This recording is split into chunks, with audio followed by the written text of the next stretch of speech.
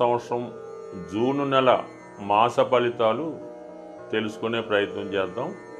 మరి ముందుగా ఈ నెల ప్రారంభంలో ఉన్నటువంటి గ్రహస్థితి పరిశీలించినప్పుడు మరి కుంభరాశి అందే రాహుగ్రహం ఫ్రెష్గా మే 18నే రావడం జరిగింది. సుమారు 1.5 సంవత్సర కాలం పాటు రాహు కుంభరాశి అందే సంచారం జరుగుతుంది.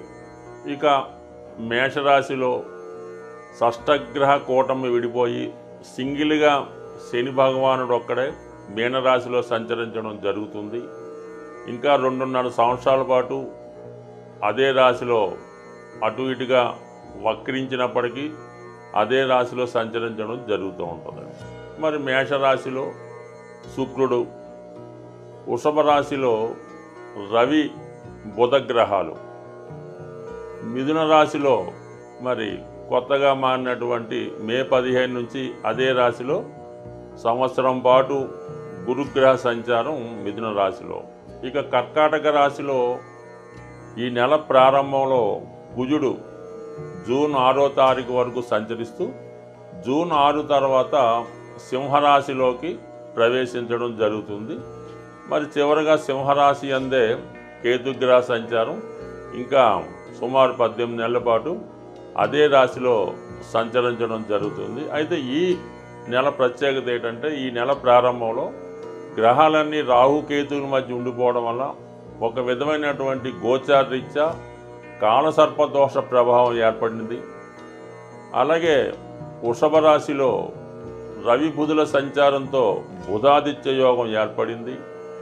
కర్కాటక రాశిలో కుజ చంద్రుల ప్రభావంతో చంద్రమంగళ యోగం ఏర్పడడం జరిగింది. ఈ 3 యోగాలు కూడా ఎంతో కొంత వివిధ రాశుల వారి మీద ఎక్కువ ప్రభావాన్ని చూపడం జరుగుతుంది. మకర రాశి వారికి 2025వ సంవత్సరం జూన్ నెల మాస ఫలితాలు తెలుసుకునే ప్రయత్నం చేద్దాం. మరి మకర రాశి వారికి సంతోషం అన్నది ఎన్నో రోజులు ఉండకుండా తిరిగి మళ్ళా మీ యొక్క ఇబ్బందులు ప్రారంభం అవడం జరిగింది. చాలా సంవత్సరాలుగా 7.5 సంవత్సరాలు ఏలినాడు శని పోయిందిరా బాబు మనకి మార్చి 29తో అనుకుంటే మరి 50 రోజులు గ్యాప్ ఇవ్వకుండానే రాహు కిందకొచ్చి అంటే కుంభరాశిలో ప్రవేశించి ఒక విధంగా రివర్స్లో 4.5 సంవత్సరాలు ఒక రాహు లాంటి అంటే ఏలినాడు శని లాంటిది ఇది రాహు లాంటి ప్రభావం అనుకుందాం. అంటే మొత్తం మీద మళ్ళా ఈ రాశి వారికి తిరిగి ఏలినాడు శని ప్రారంభమైందనే చెప్తాను. రాహు ద్వారా అంటే రాహు శని సమానం అని మన పూర్వీకులు ఈ జ్యోతిష్యాన్ని రచించినటువంటి ఋషులు చెప్పడం జరిగింది.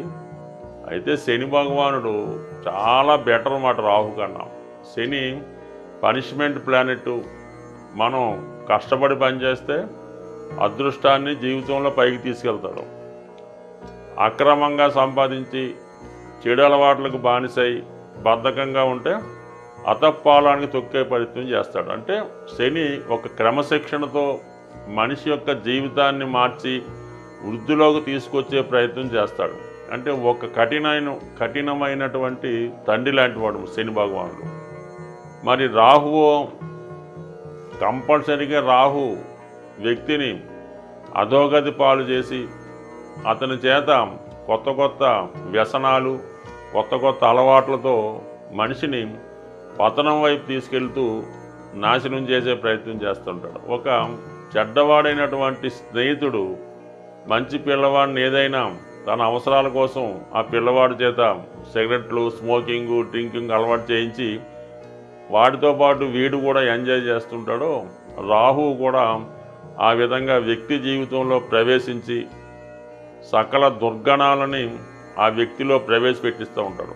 బ్లాక్ మార్కెటింగు, ట్యాక్స్లు ఎగ్గొట్టడం, చదువుకి పంగనామాలు పెట్టడం, డబ్బులు ఇచ్చి చదువు కొనుక్కోవడం, స్త్రీ వ్యామోహం ఇవన్నీ కలిగిస్తూ ఉంటాడు.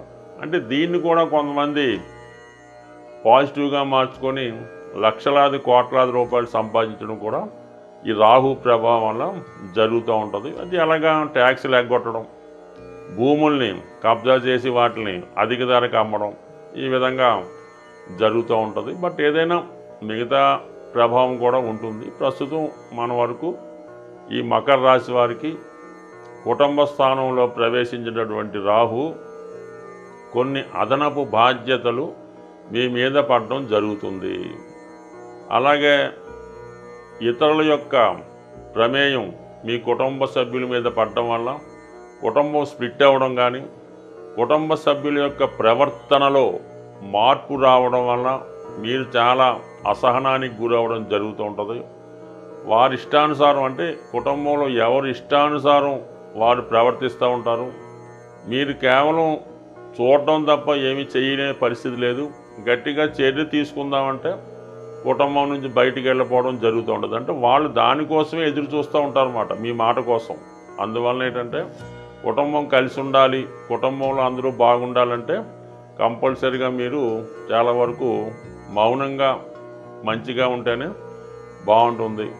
ఏమాత్రం తొందరపడినా దాని ప్రభావం జీవితాంతం ఉండే అవకాశం ఉంటుంది. చాలా జాగ్రత్తగా వ్యవహరించవలసి ఉంటుంది.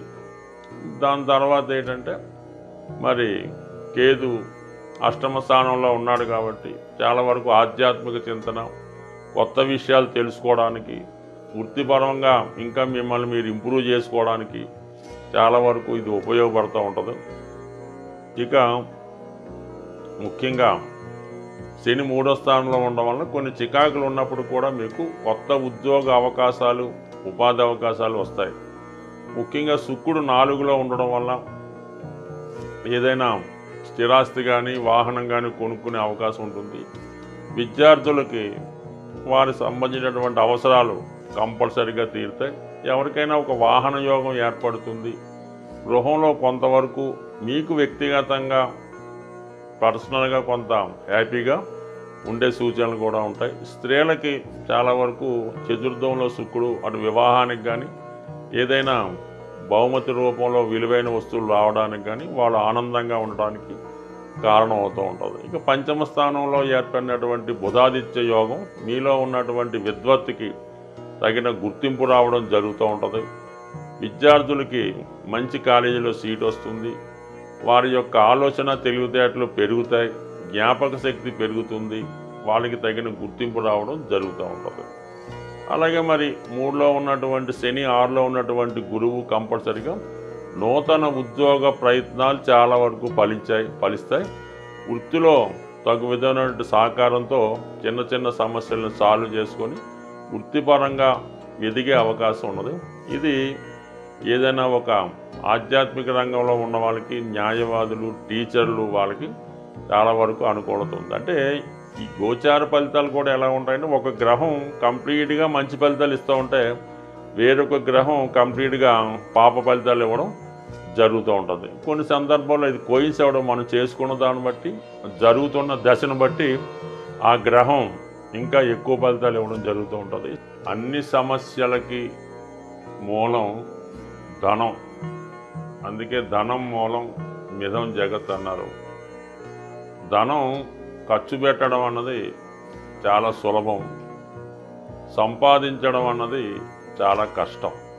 అయితే ఈ ధనం సంపాదించడానికి ఒక సులువైనటువంటి మార్గాన్ని తెలియజేయడం జరుగుతూ ఉంటుంది. అది మీకు ఈ నెల ఫలితాల్లో ఈ అద్భుతమైనటువంటి ధనయోగాన్ని కలిగించే రెమెడీ మీకు చెప్పడం జరుగుతూ ఉంటుంది. ఇది కొంతవరకు మీరు చేయవలసిందల్లా ధనానికి అధిదేవత అయినటువంటి లక్ష్మీ అమ్మవారికి ఇష్టమైనటువంటి రోజు శుక్రవారం. ఈ శుక్రవారం రోజు మీరు ఏం చేయాలంటే ఒక మట్టితో తయారు చేసినటువంటి ఒక జాడీ అనొచ్చు, డబ్బులు దాచుకునే డిబ్బీ కూడా అనొచ్చు. పూర్వకాలం మట్టితోనే తయారు చేస్తూ ఉండేవి ఈ ధనం దాచుకునేవి. అందుకని ఈరోజు కూడా పాత ఇళ్ళై పడగొట్టినప్పుడు తవ్వినప్పుడు దొరుకుతూ ఉంటాయి కొంతమందికి. అటువంటి మట్టితో తయారు చేసినటువంటి డిబ్బి ఒకటి తీసుకోండి శుక్రవారం రోజు. దాన్ని శుభ్రంగా మంచినీళ్ళతో శుభ్రం కడిగేసి పసుపుతో దాన్ని రాసి ఒక మూల పెట్టుకొని ప్రతి శుక్రవారం కూడా 6వ సంఖ్య వచ్చేలాగా ధనం అందులో వేయాలి. 6 రూపాయల, 60 రూపాయల, 600, మీకు ఇంకా ఓపుకుంటే 6000 అన్నది ప్రతి శుక్రవారం అందులో డ్రాప్ చేయవలసి ఉంటుంది. అందులో వేయాలన్నమాట. పక్కన పెట్టాలి. అది దేవుని దగ్గర పెట్టడం, నమస్కారం పెట్టడం. అయితే ఈ శుక్రవారం రోజు మిగతా డబ్బులు మీరేమీ కూడా ఖర్చు పెట్టకూడదు. ఇందులో వేసిన 6 రూపాయలు మాత్రమే అందులో వేయాలి. మిగతాదంతా కూడా ఆ రోజు ఏ ఒక్క రూపాయి కూడా మీ ఇంటి నుంచి బయటికి వెళ్ళకూడదు. అలాగని ఫోన్పేలు, గూగుల్ పేలు చేయకూడదు. ఆ నియమం మీరు పాటించి ఈ శుక్రవారం మనీ వెళ్లకుండా ఉంటూ ప్రతి శుక్రవారం వీలైతే ఇంక పెంచుకుంటూ వెళ్ళిపోండి.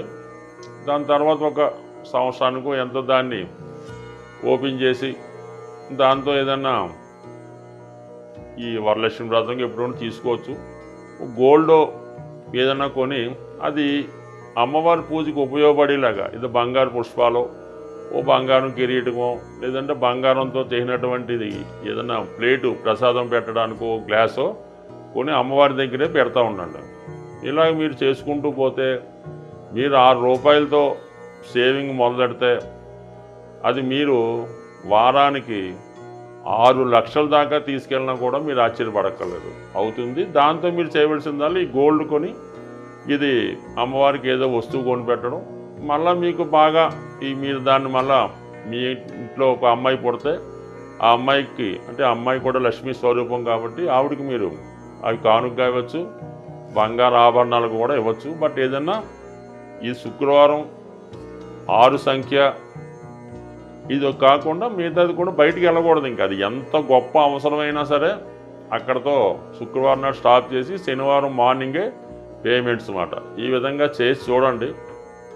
ఇంచుమించుగా నాకు తెలిసి ఈస్ట్ గోదావరి జిల్లాలో అపర కుబేరులు ఉన్నారు. వాళ్ళంతా కూడా ఈ నియమాన్నే పాటిస్తున్నారు. స్వస్తి.